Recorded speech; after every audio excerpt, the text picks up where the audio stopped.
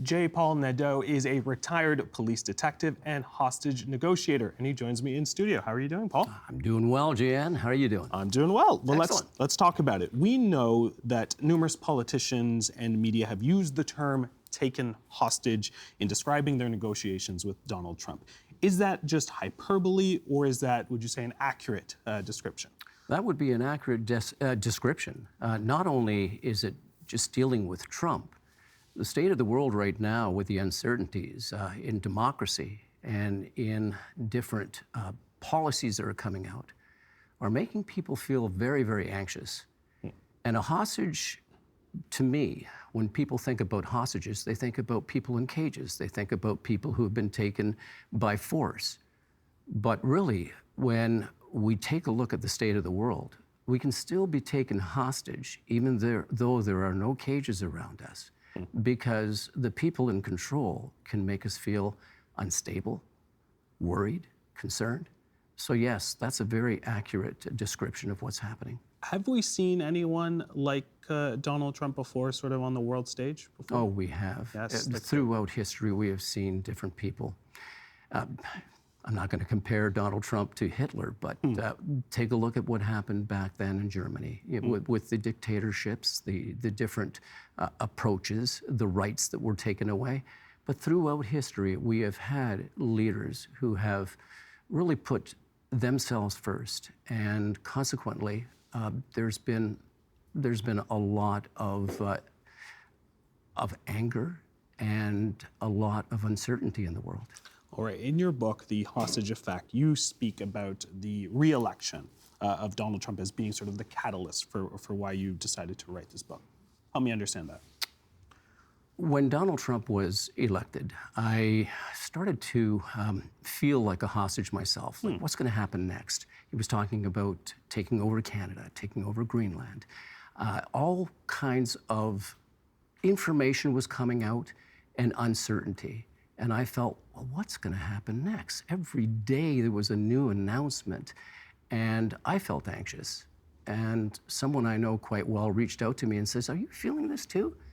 And I said, "Yeah." She says, "If there was ever a time for you to talk about how the world is feeling like a hostage, it's now." And I thought about that, and I thought, you're right. We are feeling like hostages. We're being taken captive. There are obviously a number of stories in your book that you talk about, and I want to get sort of into the headspace of a negotiator. What are some of the early signs that a person is becoming a hostage in their situation that you write about? When they feel that their voices are being silenced, when they feel that at any time their safety can be jeopardized, their security can be jeopardized, their jobs can be gone, when a person feels that they are immobilized and unable to move forward from the fear of what our leaders will do or say or take away from us, that is a state of hostage. When I talk about the hostage effect, it's almost like a virus. It's a conditioning. You will listen to me, and this is what's going to happen. So that's how people are feeling. What sort of mindset is best when preparing to enter a crisis negotiation? We won't talk necessarily as politicians in this case, but as a negotiator yourself, what is that mindset when you're entering into a situation? Or perhaps there is a story that you would like to share. When I'm preparing for a negotiation, I am trying to find out as much as I possibly can about the person I'm about to negotiate with. What intelligence do we have? I'm going from a hostage negotiator's standpoint. What do we know about this person? What are the circumstances? What are the barriers in front of it? How am I going to approach? Well, the first thing I'm going to do is I'm going to seek first to understand and then to be understood. Because people want to be heard. They want to be seen. They want to be felt. So when you're negotiating with someone in a conflict or even in a political situation, your approach has to be amicable, has to be open, and has to be someone who's inquiring. What is it that we can do together to work throughout this difficult situation that we're both, what is it that we both want? And how can we resolve this? And that's the mindset of a hostage negotiator. I understand you're going through a lot. Hey, Jeanne, I understand. I'm here to help.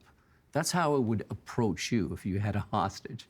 And I would say, tell me what's going on, so that I have a better understanding of where I can actually help you to reach what it is that you're trying to reach. When we talk, when we say hostage, hostages are taking negotiations. I think we tend to think of movies, and we tend to think of, the negotiator has been called in. There's a phone line. Yep. The person is far away. You are now brought in. The sort of the tent or temporary sort of setup. You come in, you grab the phone, and you start talking. Help me understand some of the stories. If there is one negotiation that sticks in your mind to this day, can you help us understand what that situation was on both ends, for the person that you were talking to, but what you were doing? Oh, absolutely. And what you described in the movies, many of Accurate? Very. Okay. Yeah, for the most part. And that's exactly what it is. We don't want face-to-face negotiations when there's somebody holding a weapon, because the danger is quite significant. So the telephone conversation, reaching someone. I remember negotiating with a man who was distraught, and he had taken his estranged wife and his 4-year-old daughter hostage. And he had threatened to harm them before, and to take their lives and to take his own. And I just remember getting on the phone with him and establishing that, hey, my name is Paul, I'm the negotiator, I'm here to help. And we then engaged in a conversation where I asked him to tell me what was going on in his mind. Like, where are you right now? What's happening? And then focusing on the love he had for his daughter. And that became a catalyst to find out what mattered to him the most. What matters to you here? And do you want to harm your daughter? Sometimes you have to ask the hard questions. And through that conversation, what I had him do is open up and realize what really was important to him, and then work with him to get him to a state where it took time, but where he understood that in everybody's best interest, it was time to release the child. It was time to release his wife. But first I had to get him to the door, which fortunately, and that was a very, very hard negotiation, it worked. Everybody lived. And that's what we're looking to do. Let's return back to Trump, in the sense of his personality might be a bit erratic, where maybe some people might not be able to sense from one day to the next where he's going to be. If you're on his socials, a late night text sort of sends the world into a bit of chaos. But knowing what we know about Donald Trump, what are the most important aspects of his character for a negotiator to keep in mind? As you mentioned, when you go into these negotiations, you get a sense of who they are before. What do we know about him, and what are the ones that stick out to you as someone who would go into a negotiation? He's very focused on acquiring a number of different things, and money is one of them. He says that he has the best interests of the United States in hand, and he's making some pretty harsh claims. He's doing some good in many areas, but in other areas, it feels like he is really dictating the way things are going to happen. A negotiator has to approach that with an open mind and establish a rapport. Because when somebody knows you, likes you, and trusts you, they're more willing to work with you. We don't always have to agree with the person that we're discussing or negotiating with, but we certainly have to let them speak, and to have them feel like they're being heard and feel like they're being understood. Unless we do that, there is no way of succeeding. And again, it comes down to trust, likability, and those are the important keys that will get you to say, well, how is it that we can work together to make this work? Do want to clarify that Donald Trump is not literally taking hostages at the moment. We're talking theoretical ones, of course. No, absolutely, absolutely. I do want to understand sort of the hostage negotiation principles that you have trained on, that you've used. Do they, which ones genuinely transfer to someone like Donald Trump? And then where do the analogies break down where, this is someone where you're going to have to apply something a little different? The hostage negotiator approaches work in every circumstance. And I teach this in business and everywhere. There is a way of approaching an individual that makes them feel heard, as I said earlier, too. And it takes into consideration what they're going through, because everybody is going through something different. But unless we have an inquiring mind and ask these things of people, we'll never know. So the approach is one of openness, one of willingness to work, and if there is a conflict, willing to work through that conflict.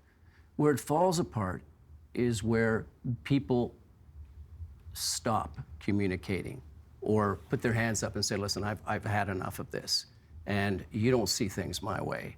It's like a hostage negotiator. If I had a hostage taker who had 4 hostages, if I wasn't getting along, wasn't willing to open up and take the time, it takes time. But if I was at that point where I said, listen, John, okay, we're just not getting along. How about you keep 2 hostages and you give me 2 hostages and we'll call it a day. You can't do that. Right. You have to stay in for the long run and work as meaningful as you possibly can to keep that negotiation going. Sometimes it's going to be rough. You have to go back and regroup, rethink, reapproach. I don't see that happening. I want to, what's a little bit different from perhaps some of the negotiations, as you mentioned with one of your examples, these are done privately on a phone call. There's not a lot of noise. What we're seeing with Donald Trump is, as we mentioned, social media. We're seeing press conferences. When you talk about the word ambush, I think a lot of people think of, Zelensky meeting Donald Trump in the White House, and 2 leaders across from each other, and that was, again, not a negotiation of any sort. But how does the negotiation change when the subject is performing for an audience, their supporters on media, for example? It changes because I believe it's a matter of not being understood or throwing yourself out there and saying, look, it's me. Look how tough I am. And that's going to happen in certain situations where an individual for the media will strike their chest and say, it's my way or the highway. And sometimes you just can't negotiate with someone who is in that state of mind, not at that time. And then in the background, there has to be other ways and means of trying to reach out and renegotiate and have that openness and that willingness. Some might say that this is Donald Trump trying to get leverage in some of these situations. Yes. Yeah. What do you say to that? I say that's true. Yeah, I say that that's very true in his mind. And I can't go back and tell you exactly where this all originated from. But yes, he does want leverage. And we're seeing that in many instances where certain things are being almost taken away from people. That's why they're feeling like hostages. There are many folks who wonder, why even bother picking up the phone or even keeping that line active? Why not just hang it up? Why even bother negotiating with Trump? Imagine not. Imagine not standing up and taking whatever action you possibly can, rightful action. Imagine just giving up and saying, okay, you got it all. When people don't express their opposition and do it in a peaceful way, then everything will be taken away. Our rights, our voices, our privileges.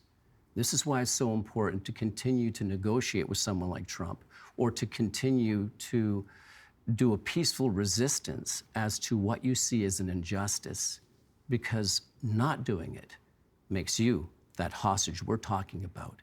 You think you're a hostage now? Give up on negotiating with Trump. Give up on speaking about what you feel are injustices within your country. And 1984 is right around the corner. Let's talk about our lead negotiator here in this country, Mark Carney. I'm going to play to the movies Yep. here. If you found yourself in an elevator with Carney, maybe you've got 30 seconds before he goes, what advice would you give him as he enters another round of negotiations with Donald Trump? Learn how to negotiate. Learn how to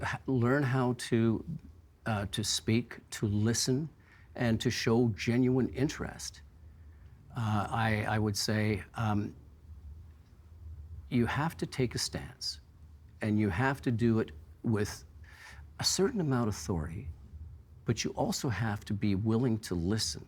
And again, I go back to what Stephen Covey has said for many, many years, and in his books and his speaks, his talks, seek first to understand, then to be understood. Know what you want out of the deal, but also ask the other individual. Be willing to engage and build that trust, not take an offensive, but I haven't seen a negotiation. That's the problem. I haven't seen that. Okay, Paul, we are going to have to leave it there. I really appreciate your time. Thank you for your insights on this one. Thank you very much.